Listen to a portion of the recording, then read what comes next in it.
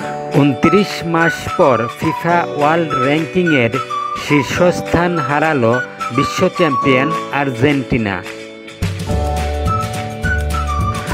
আজ প্রকাশিত FIFA র্যাঙ্কিংয়ের হালনাগাদে Argentina এই দুঃসংবাদ পেয়েছে।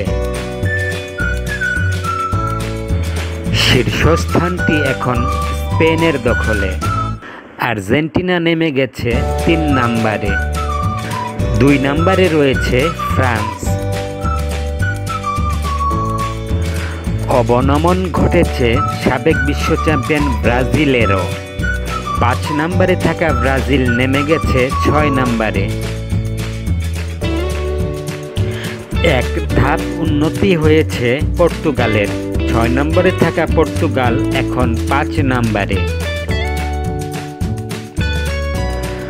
বাংলাদেশের অবস্থানের কোনো পরিবর্তন হয়নি। 184 নম্বর অবস্থানেই রয়েছে তারা।